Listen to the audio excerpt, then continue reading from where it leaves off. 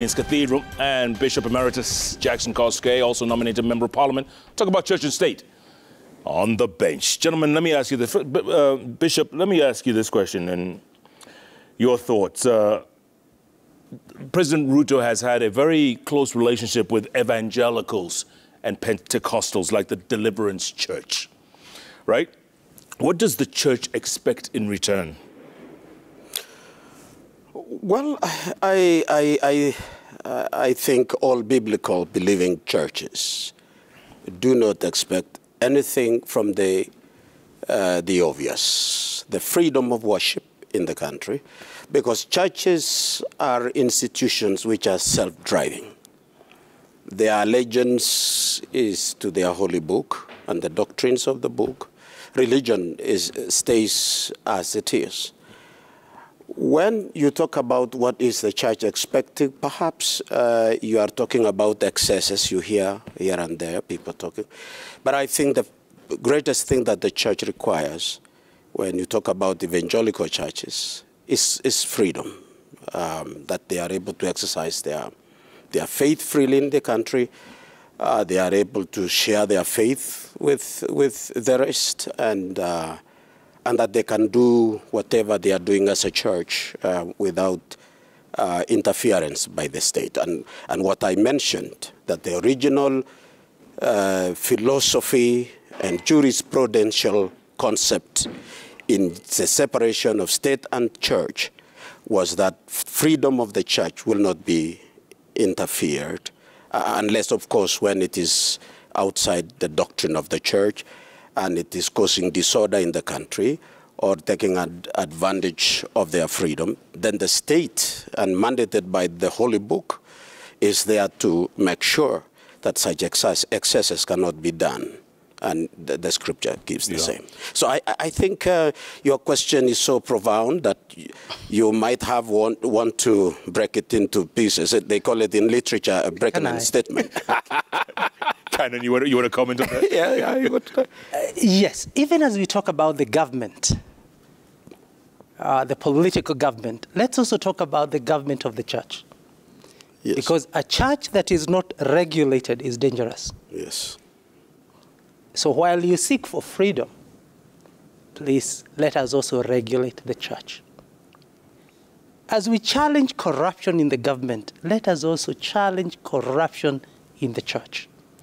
As we challenge about bad governance, let us also challenge bad governance in the church. Because Bishop will agree with me that what we see in politics is a replica of what we see in church as well. And so if we only look at politicians without introspecting ourselves as religious leaders, that freedom you're talking about is dangerous. If you look at the number of churches that we have in Kenya, with all the freedom that we have, Jeff, let me take Kibera, for example. They have more NGOs and churches than toilets. In other words, you must balance things. People in Kibera need more toilets than churches. And sometimes churches is about competition.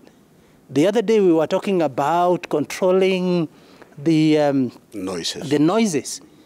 You mean the church requires the government to regulate that? They can't regulate themselves?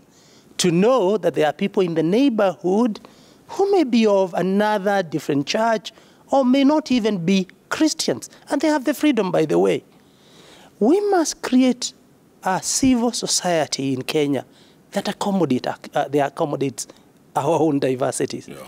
But sometimes in the name of freedom, many Christians, and I'm one, they do that in the name of freedom, but it's a lack of discipline. Absolutely. Good point. Good point. Let me ask you this, Canon. During the election campaign period, there was talk of an alleged MOU between the church and then candidate Ruto. Do we know the contents of that MOU?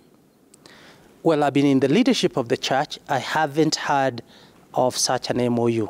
Bishop? I have not seen it myself, but I heard about it, that the representative of churches had a conversation with the head of state.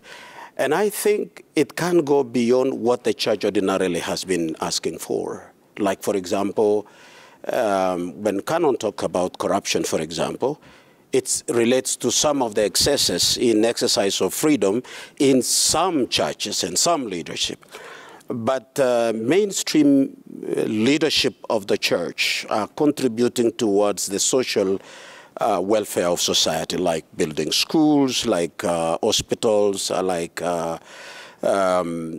helping in terms of social empowerment. And I think if the church has to have anything through an MOU, it's never outside that, because they cannot ask an MOU because of faith.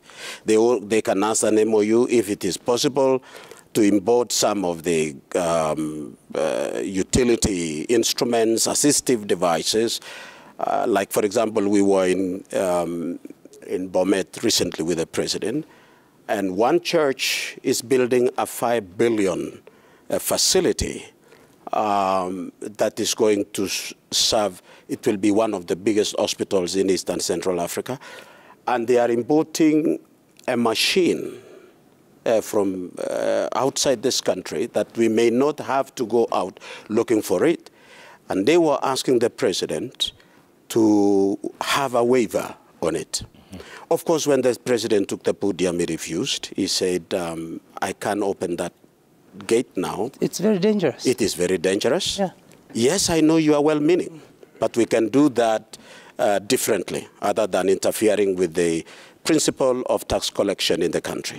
So my understanding that if there was any MOU, it had nothing to do with different standing for Christian church in Kenya, except matters of social contribution, and they might have been asking along that areas. Yeah. And so that anything that is done for the society will have some tax relief or something. Yeah. Right. Jeff, if there is such an MOU that was done between the church and the current president, he needs to be very careful. Otherwise, the state can easily become captured by the church. You remember those days when senior bishops would be given exemption to import cars and all that. Some people got into business. And that's why following the law always is good. It equalizes people. The government can give mission hospitals concession in a different way. But the moment you open such a Pandora's box, then you'll not say no to a Muslim, to another. It becomes chaotic.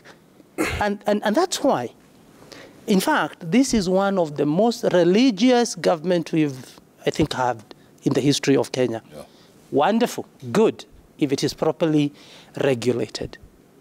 If it is not, this is likely to be one of the most chaotic government we've had in the name of matters of faith. Let us all be under the law. That's how civil societies are created, because of the law. Canon, you commented on this earlier on, but let me just ask you, you can espouse on it a little further. There's been an animated debate about all these Sunday prayer rallies, right? The fact that a lot of accusations about them being more political rallies than prayer services. And also politicians using the same pulpit as the preachers. I mean, is that right? A friend of mine today told me that the church is on trial. Both the leadership in terms of bishops and the clergy, but also the laity. We are on trial. Do you know why people lose faith? Do you know why people become disillusioned about faith? It is because of what is currently happening. Today, in the news, I've heard the Azimio wants to do a prayer for IEBC. Hello, if you needed prayers, there are two ways you can mobilize people. One, tell all churches this Sunday is a day of prayer. And the president can choose whichever church to go, and the entire nation will pray. You don't need to bring people together. People can pray from wherever they are. And one component about prayer is sincerity of the heart. That's why Jesus in Matthew chapter 6 talks about when you want to pray, close your door. Go in there. What we are seeing now is public display of our religion or religiosity. And let me tell you, you can easily package yourself as religious, but you're not godly. Godliness and religion are two different things. Godliness is guided by the ethos and the dogmas of the Bible, but religiosity is about public display. Each of the political divide wants to be in the headlines of a newspaper the following morning. IBC needs prayers, and we pray for it. It doesn't require a political group to go and pray for them. Let me even change this. If there was no rain for the next 5 years, that's a possibility, by the way. And sometimes it has to do with nature or God or whatever you may interpret. But look at Egypt. How many times do they receive rain? Very few. But who produces some of the best fruits? And wheat. Look at Israel. Yeah. Look at some of the Arab countries. What they have done now is to go into new technology of farming and producing enough food to an extent of importation. We keep talking, there's a lot of talk about the things we will do and many promises that people were promised. But there's very little about what is happening. Mm-hmm. Kenyans don't want rhetorics. Kenyans want actions that are tangible. So those prayer rallies, and I have argued in my tweet, they are not prayer rallies. They are political rallies or Thanksgiving services disguised in religion. Unfortunately, our bishops and clergy have been hoodwinked, and they have believed. Those are for the politicians. My suggestion to the current government is, if you want to go to church, please go. Worship with genuineness. Go home. Yeah. Bishop, before I get your reaction to Canon's answer there, let's take a look at the tweet you sent last week. There you go. There you go. It's right there on the wall. It says, you said, the ongoing prayer rallies are not genuine. They are political meetings disguised as prayer meetings. Unfortunately, the church has been hoodwinked. Pastors and bishops are political brokers on hire by the political class. They are on their payrolls.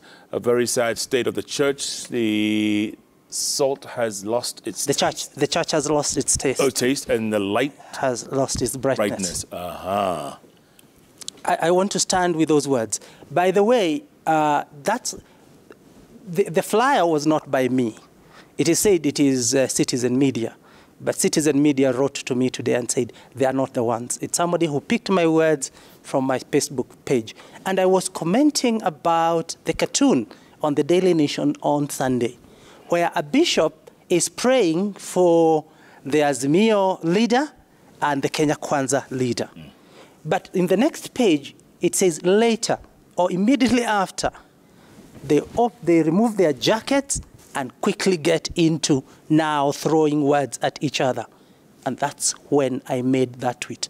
There was also an old cartoon that was there of politicians coming to a bishop praying for them. Now things have changed.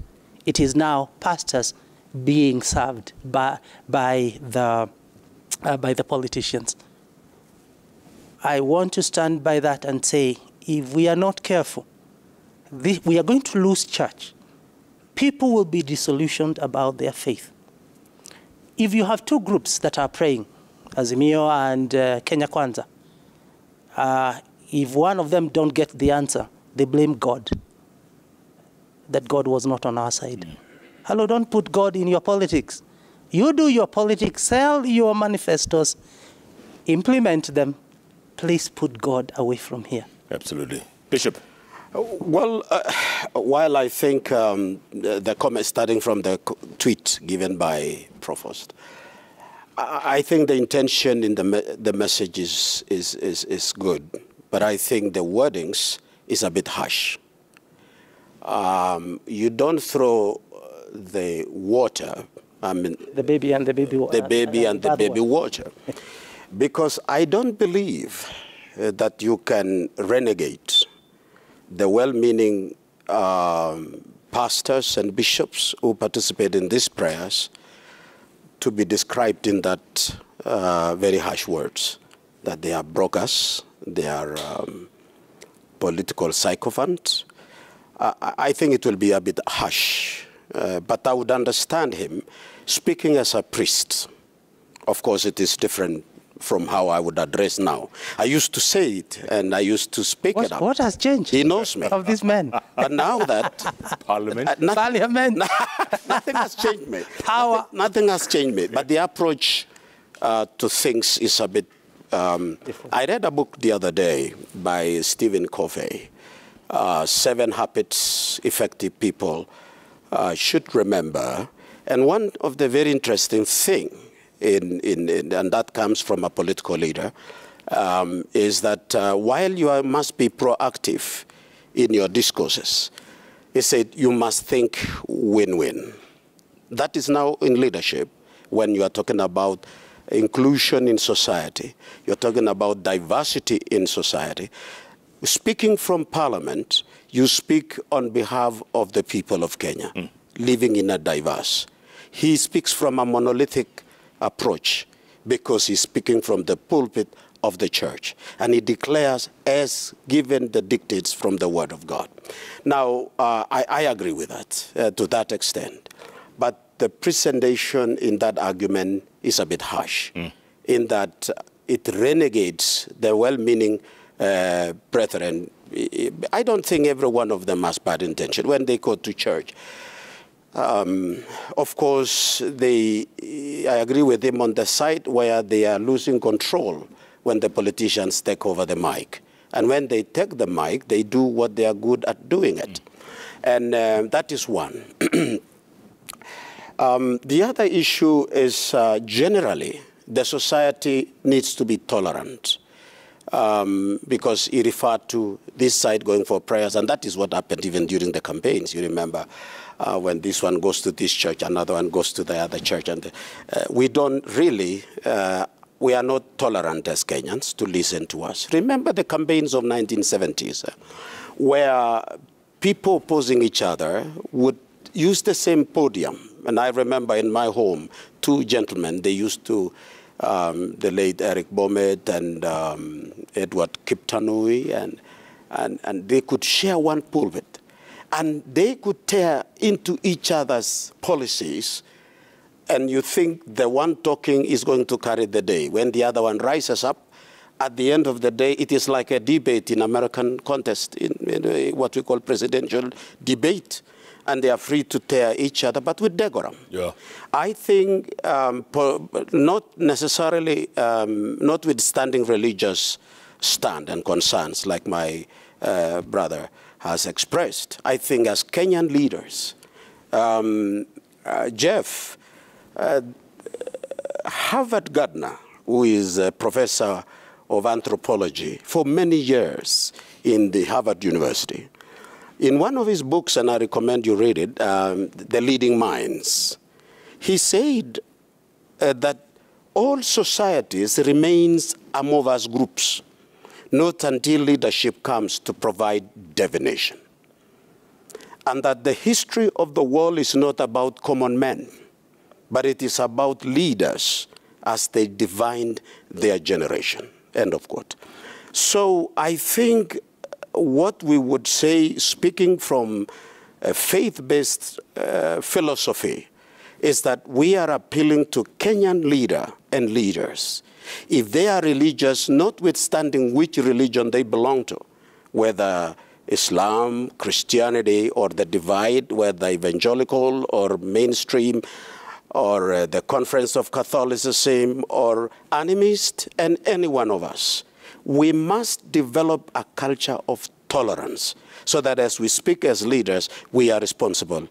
We risk being fundamentalists. Yeah. And you stand very strong where Absolutely. You are. That's what I can say about that. And that's when then national prayers should bring everybody together. Correct. The president become the unifier rather than the divider. Right. Yeah. Absolutely. Gentlemen, I want you to listen to another clip by the president at the National Prayer Day at Nyayo Stadium. We'll talk about the elections. Let's take a listen.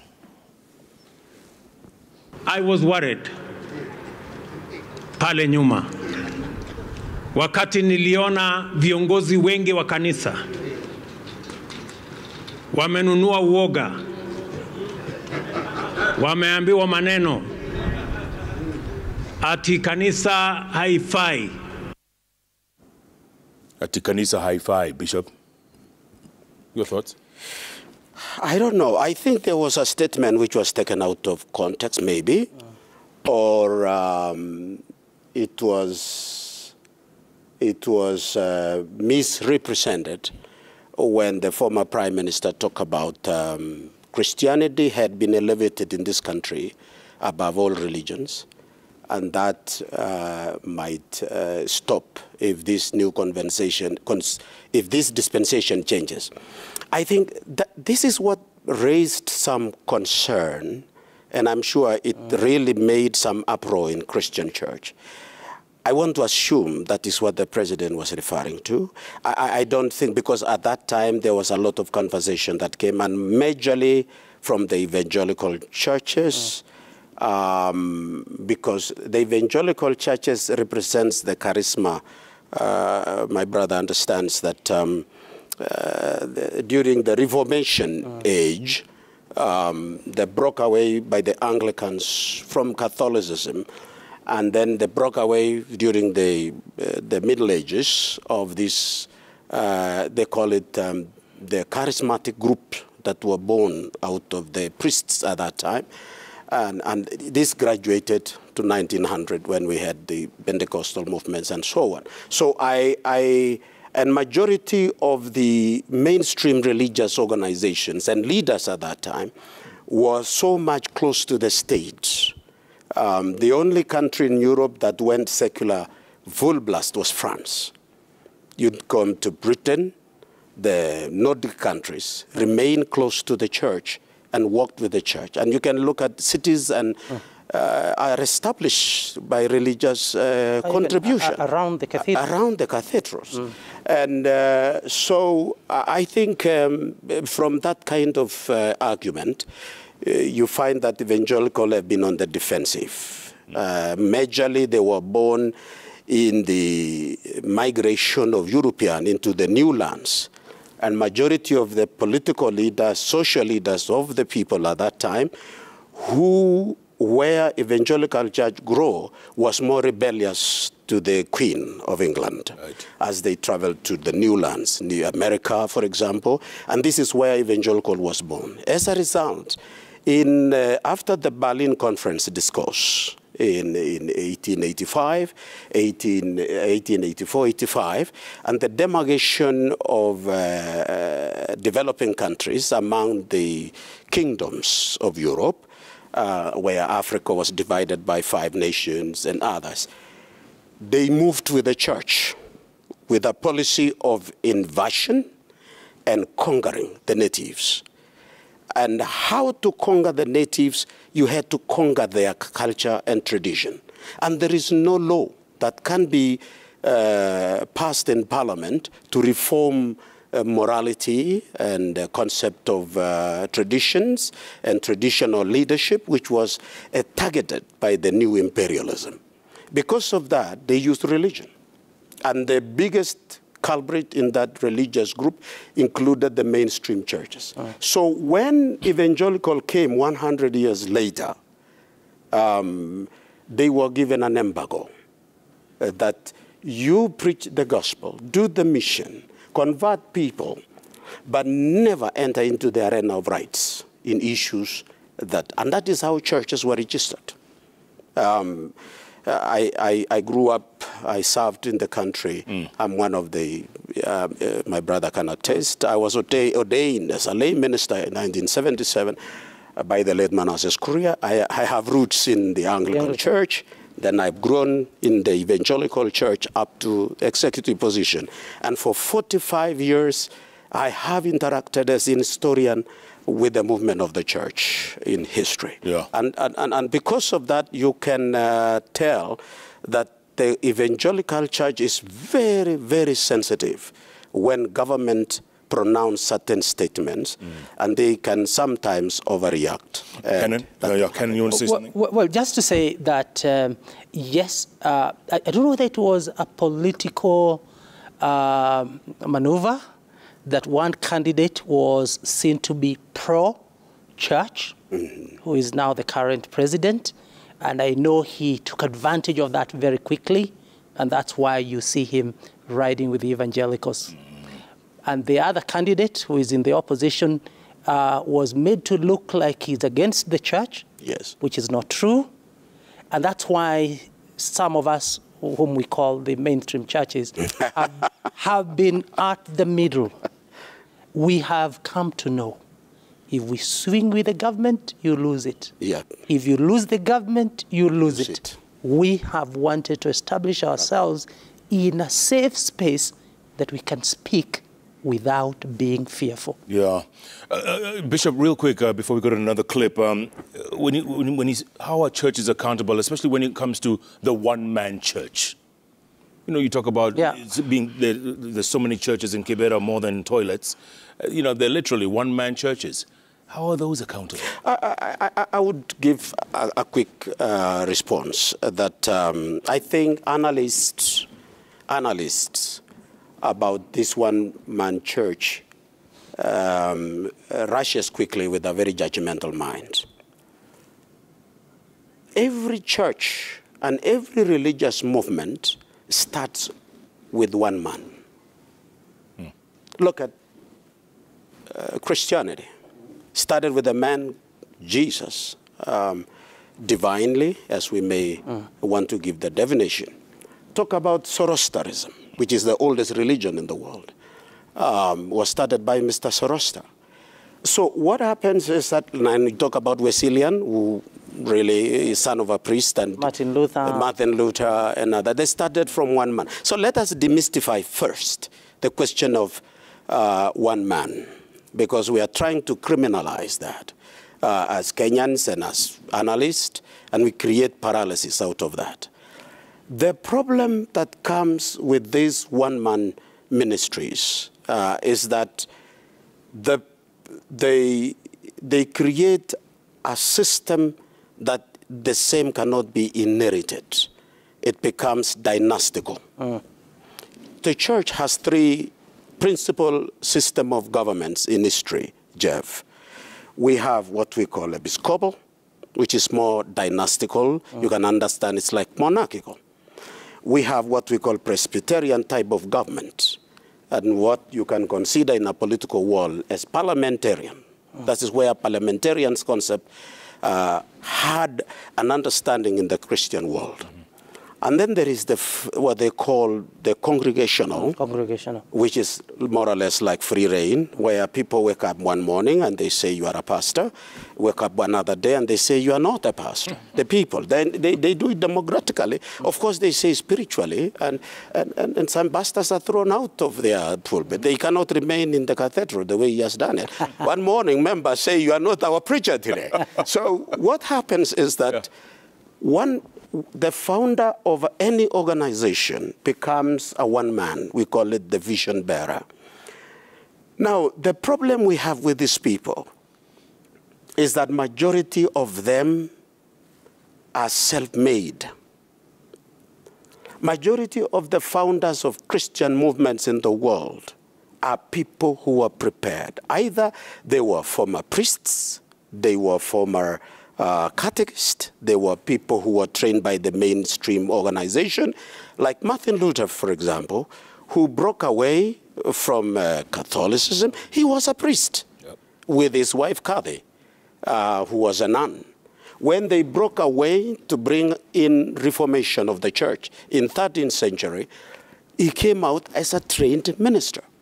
So one of the unfortunate situations, which my brother alluded to, by saying self-regulation of these organizations should not be weak enough to invite the state to regulate them. Okay. And as I said in my opening remark, Jeff, that the state has a cardinal and godly responsibility to protect the citizens against pseudo-faith or damaging beliefs. And God has created governments, and that's a concept of the Holy Book.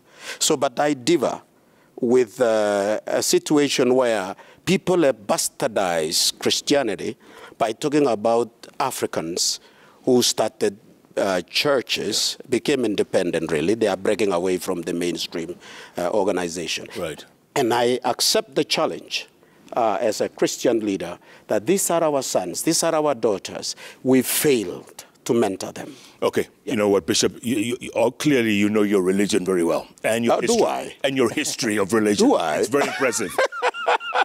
And I'm going to digress for a moment and ask you this question, right? Sure. The Western churches are embracing same-sex marriages, yes, right? They pray to the same God as you do. But your church the other day said you're not going to agree with Mother Church, for instance. You were talking about mother churches and branches. What are your thoughts? You see, Jeff, and I think we alluded to this earlier, every society at one point must grapple or respond to the social, cultural problems that they face. And what the Church of England, and remember, even before the Church of England went that direction, by the way, it's the blessing, not marriage. In fact, if you read the statement by the Archbishop of Canterbury, the marriage canon still stands. It's between one man, one woman in a long life heterosexual relationship. But they are maybe accommodative, sympathetic to also people, and that is what you would call cultural context that they were addressing. Right, right. And in my argument last Sunday, as I read the statement by the Archbishop of Kenya, which I agree with it totally, is let's not fix ourselves too much to the Church of England. Can the Church of Kenya, inclusive, deal with the challenges that we face in our socio-cultural context? By the way, the gay problem is not in Europe. It is right here with us. I used to say I have not met people who are gay. Today I wouldn't say that. I have met them. I have listened to them. We have differed biblically because as a priest, I need to look at Scripture and what it teaches, and that's what I will teach. But in terms of my pastoral approach, I must listen to every person that comes to me. Every human being requires dignity, respect, and honor, despite the diversity, despite the difference we may have. But the Kenyan church has also bigger problems that it needs to grapple with. And at the beginning of our discussion, I talked about issues of corruption, for example, that you see in church today. So as Europe grapples with their problem, one of the things that, because I followed the debate, what I liked about them is the civil debate, discussion they had. They differed, they never fought about their differences. Can we create a situation, and I think you talked about tolerance, where people can discuss issues that divide them, whether they are political, religious, or cultural, or contextual. It is very important for society to go through that. Currently, same-sex marriage is not a big problem in Kenya per se, but Kenyan society has bigger challenges. Like we talked about, the whole of today's news is about depression, a depressed society. If you look at the disintegration of marriages, for example, the divorces and separation, the people killing each other in homes, I wish the Kenyan church would actually discuss such things openly so that we respond to the needs of our time. Absolutely. Should we go on to another soundbite? Can I make a comment? Yes, indeed, Bishop. All civilizations and I'm glad you have recognized that I'm a student of history. You are, indeed. All civilizations, the major ones, about 7 of them, I'm not about to enumerate them, rose and collapsed on the argument of divination of morality. Obedience to law is driven by moral responsibility more than punitive jurisprudent demands. Today, I can say now that is my religious part, that is as a faith leader, that Europe and its culture is in its lowest ebb. Africa is still higher in morality now. It's higher than Europe. We still have humanity in our decisions. In Europe, it has shifted from humanity to rights. Rights. Even humanity is rights, but definition of rights is relative. As people think it is absolute.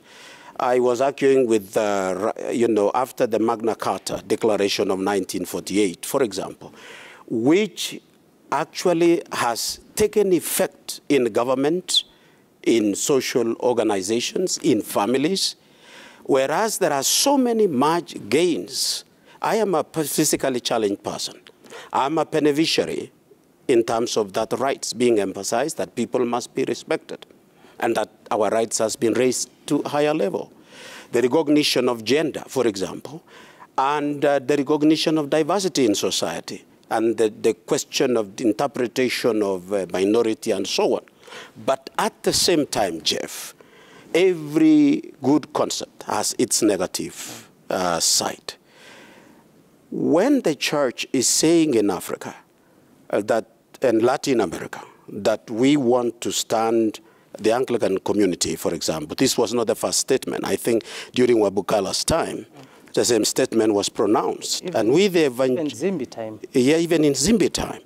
Because the moral platform of the African church still stands on a better ground.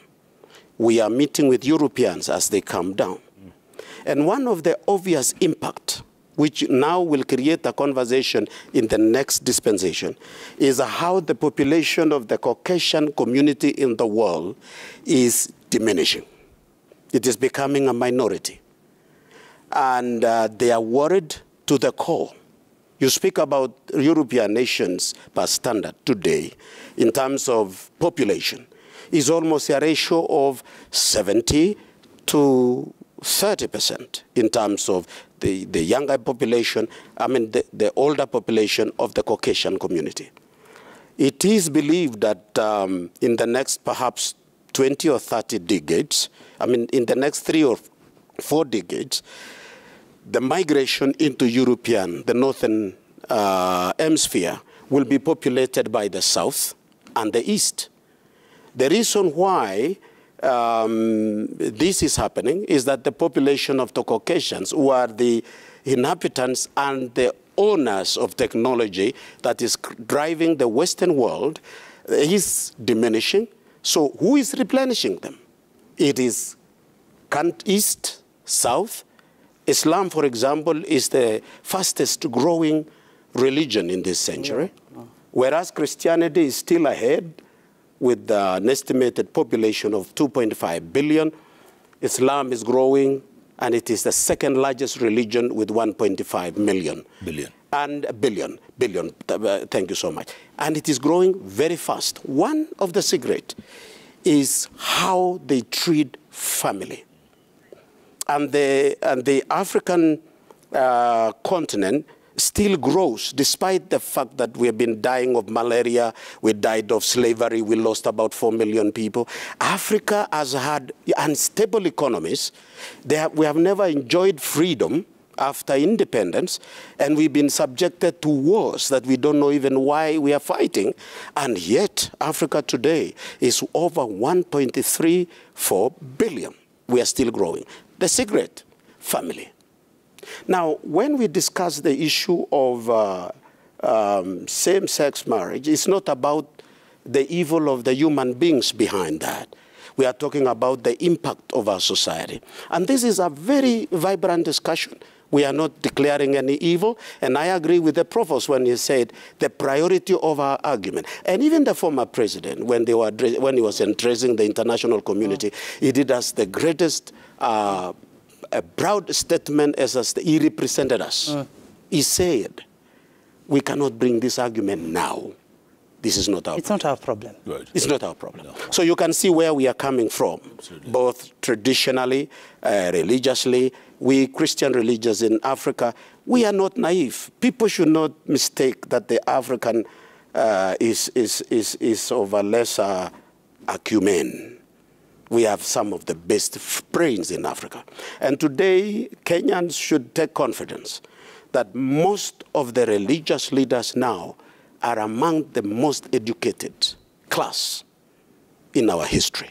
It is not standard 7 failures, as they used to.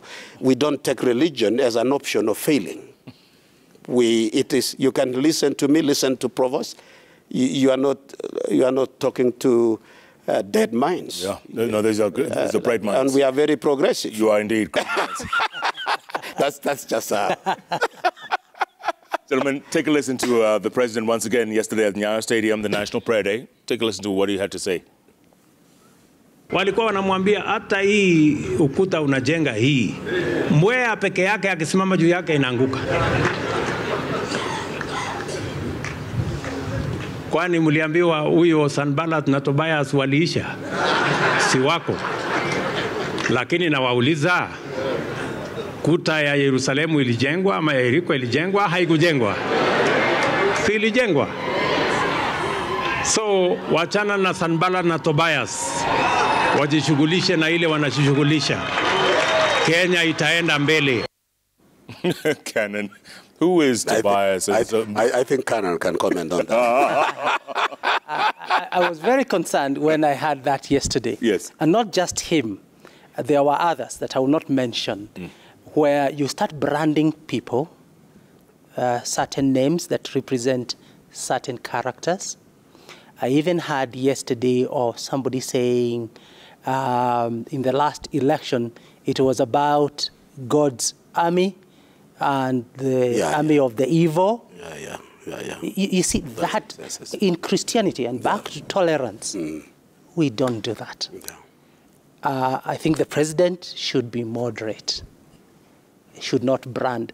And by the way, I'll tell him what one time I told the former president. Once you are elected, you become the president of all Kenyans, regardless of their diversities. To me, and this is my small critique on the current government, they are too, I think it's like they have not weaned themselves out of campaigns and politics. Hello, if you know you are elected, you have your manifesto, you know the challenges Kenyans are facing, please go straight and address the problems of Kenyans. Tobias and Sanballat, the army of God and the army of the devil, such language is very divisive. Serve Kenyans. And I was very happy the other day to see the president go to Luo Nyanza and start working with the people there. I wish he would maintain that. Both the president and the deputy need to tone down their language. And this thing of branding Kenyans, don't brand them. There are people who will always support you, even us. Yes, in our leadership, even in the church. Absolutely. Not everybody will support you. And you have to give them sacrifice. But you don't brand them. You don't deny them communion. And say, you, Jeff, the other day you said this, today you're not having communion. We don't do such things. No, we are tolerant. We'll listen to people even who may not like us. So, as a Christian leadership, what they are doing is actually wrong. Yeah. Right. All right. Let's move on. Sure. Dorcas Rigathi, herself a very religious person. I think she's a pastor or something, yeah?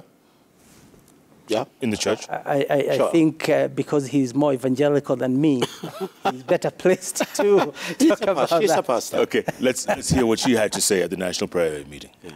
There was a day of showdown between the man of God and the prophets of Baal. And I could tell that this day is that day when Kenya rose and we wanted to show down between the forces of darkness and the forces of light. Bishop? Sorry, Jeff, I was avoiding to bring the wife of the deputy president. I didn't want to mention. Now that you've brought it, that is the language that leaders should avoid. And we Christians should never have such a language. It's like you are negating the very faith you are professing when you do that to people. Bishop, do you agree? I mean, she's talking about the battle between the man of God and prophet of Baal. Well, I want to talk about, I would like to respond to you from context, where I come from. I wouldn't listen with a view of creating a debate or discourse to spouses. I would take on the leader on whose account this country was called and elected to provide leadership to the country. The way Bishop has, did you see him avoid? It is you who has brought the temptation. In Africa, we don't go that direction. Now that you have asked, and we are before a national platform, I go back to what I say, as leadership defines their own generation, at the level at which such statements are made, the expectation, and I go to the book of Stephen Covey, he talks about number 2 in the 7, that think win-win. That is tolerant. Let's manifest tolerance. But because this is a political stage, there is nothing like you can understand where I'm coming from. It is a question of what have you said, because it makes news. It influences the society. So I agree with Provost, and I think we need to look at it, that we need to, Mo used to say, I am driving a bus, and in it I carry everybody, including pickpocketers. I carry people who really are good gentlemen, and but all of them I must carry them to a destination in the future. So as leadership in the country, there are some statements, and all the statements, and all the time, we must project what you call tolerance. Yeah. I think I can use that term. Absolutely. To avoid extremism in the description. Correct. Yeah. Yes, I just want to add, and I agree totally with you, Bishop, let's be careful that we don't create a cultic government. Cultism is dangerous.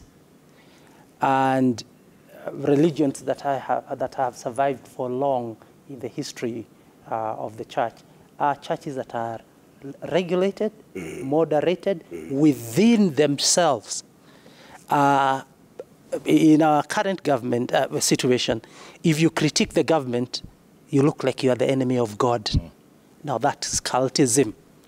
When you listen to the political leadership, unfortunately now it's going to their wives, they become so cultic that people follow them blindly. So some of us who have a critical mind look like we are ungodly. That's again dangerous. One of the things that I would tell the president is, please get used to being critiqued. As a leader, allow that to happen. In fact, open a forum where you can hear people and their concerns. And I hope he's listening. What they are doing now is creating a bad culture. If it continues that way, we are going to actually lose our own Christian freedom because of cultism in political leadership. Speaking of wives, First Lady Rachel Ruto. also at the National Prayer Service. Let's take a listen. Come on, Jeff. To the desires of your heart, like Dr. Lai was preaching, he says, people seated here today are going to be millionaires because the Lord is going to bless you. I want to take an excuse again in the provost, because he's speaking from the priesthood. Right. This is where now priesthood requires what we call understanding. These two ladies are speaking from the pulpit because they are more priests in their own domain than they are politicians. So I would understand. When you ask me that question, I become tolerant on that basis. Like I was saying, if I were to speak the same thing they are saying now that I'm a politician, I would not say it the way they are saying it. But if I spoke before I retire, I would speak from a monolithic understanding and standpoint of the scripture. However, when you are elected into office, the realization of a universal approach, because you have been voted in not by Christians alone, you have been voted in by secular people, you have been voted in by Muslims, you have been voted in by Indians, you have been voted in by animists, those who they believe in ancestral faith. So when you come up, they saw in you a universality. And then your religion becomes private, faith becomes private. Amendment number 1 in the United States Constitution solved this particular issue by saying religion becomes a faith of an individual. Yeah, and it is to you. And it became guided by the instrument of law. Our Constitution, the same, removes that religious state and espouses a secular state. So Jeff, I wouldn't encourage the thing that are they political philosophy of the country. I don't think so. I want to think that the people. Was it Jefferson or who said the buck stops and the buck stops with me? With me. Yes. So let us speak to where the buck stops at, and like my brother was addressing, the irresponsibility at times of the priests. During this time, they should be able to be in control of the prayers and be able to moderate any statement once. Even in the church, sometimes people or religious gatherings, there are some elders who, because of other reasons, they make excessive statements. It is the duty of the priest in church to bring everybody to the middle. So I want to concur with him that in all these meetings, let us take church. Let the bishops and ministers take church. But Jeff, Yes. just to give a rejoinder, we, the clergy, don't speak from a monolithic point of view. We don't. We are aware that the congregation seated in front of us, first and foremost, like at All Saints Cathedral, they are all Anglicans, possible. Now, during times of COVID, now the cathedral has become open to everyone. So nowadays, even as I preach, I'm careful because not everybody is Anglican.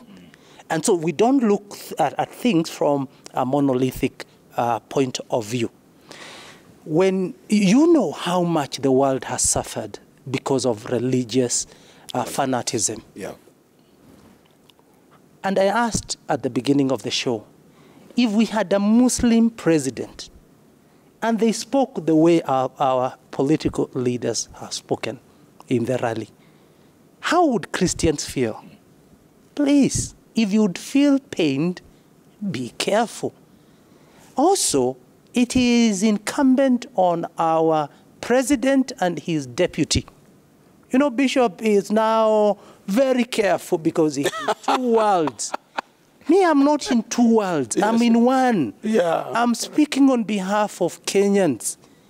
There is excessiveness, religious excessiveness. And this one will not engender Christianity in Kenya. It will actually diminish Christianity in Kenya. People will become disillusioned about matters of faith. Please, you can tell your wife now, from now moving forward, I know you are a pastor or a bishop, tone down for the sake of everybody who elected us. So some of those, and again, we know the danger of preaching prosperity gospel. And I hope at the end, by the end of the show, you'll give me a chance to talk about what does Kenya need. One of the things that Kenya need is the culture of work, hard work, genuine work. Don't preach there. And that's why sometimes I said that some of those bishops that I saw there on Sunday, they look like they are on hire. Because how could you start saying such things? And I wish you listened to the entire sermon by the bishop. It wasn't scriptural. It was exaggerated. It was meant to excite the congregation.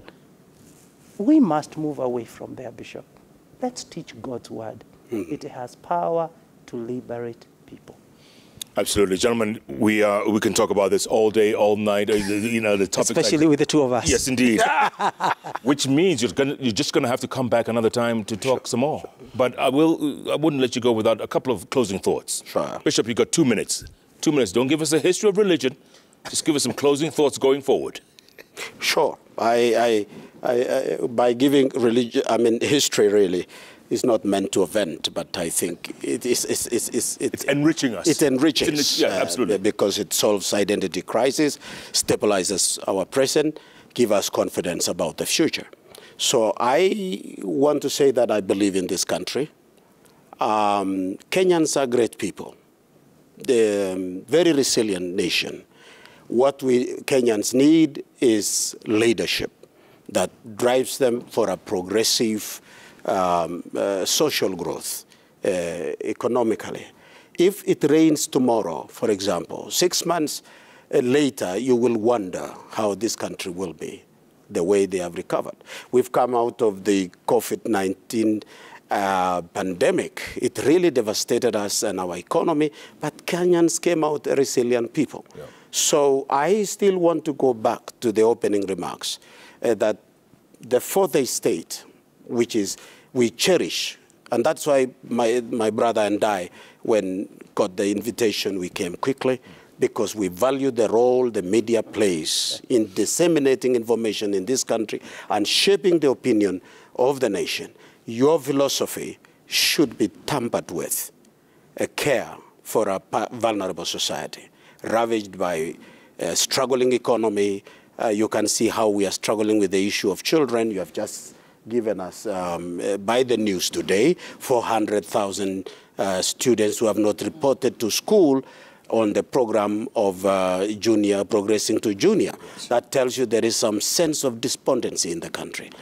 The report was given the other day that some parents had sneaked their children to do standard 8 this year, because this is the end of the same group. Correct. And they were reprimanded. It tells you that Kenyans are not sure about transiting our children into CBC. We need a lot. So in the fourth state, we are making an appeal. Secondly, we would like the leaders in the country to be sensitive about where the nation is and how our society is. When you see our young men giving up themselves to excessive alcohol, drugs abuse, and so on, it tells something about hope in our society, that our young people are getting hopeless.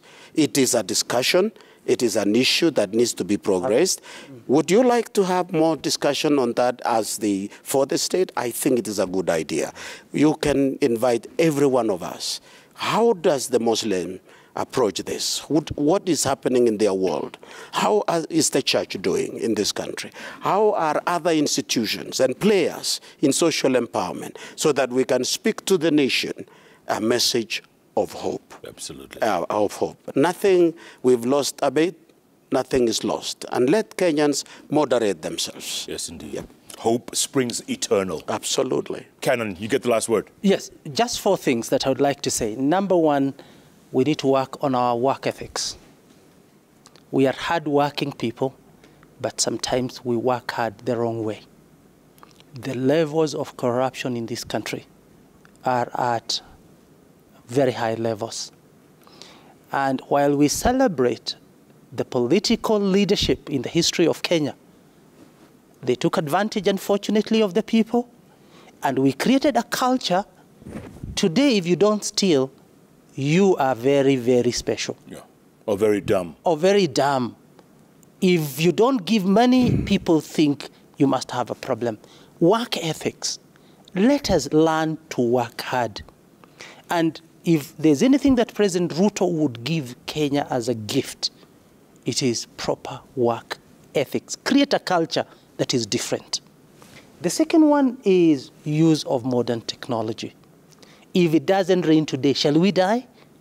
Quick. If we have brains in Africa, Bishop, please use the brains quickly to think about what have other countries done. Countries like South Korea is not even Christian. How do you explain that they are very far in terms of their technology? Egypt next to us here and North Africa.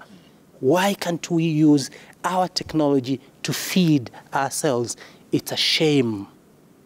If you look at the photos on our televisions of dying population, that we cannot be able to feed ourselves. Thirdly, let us be a country that produces. Importation will kill this nation. You look at the dollars, how high it has gone. Why can't we be a country that produces? If there is anything that the President and the Kenya Revenue Authority would do, is to help young startups of production. And Kenyans are creative. They can be able to produce for themselves and also produce for export. We are capable. Those are some of the encouragement that we should be doing. And that's what the Asian tigers have done. Now, today, they export everywhere. Yep. And fourthly, and the last is reduce the cost of government. The government is too expensive to run. If you look at the cars ministers use, why do we need guzzlers? I hope Bishop did not come with one today. Yeah, I hope not. Why can't we go to 2,000 cc? And I know President Kenyatta actually had done that. Let us cut on the loot that we see in this country. And most of the loot happens in procurement. If a biro is 10 shillings in the supermarket, why should you pay 500 for a biro? The government should just cut. When it comes to meetings, why can't you have them locally here? Cut the expenditure and make corruption very expensive.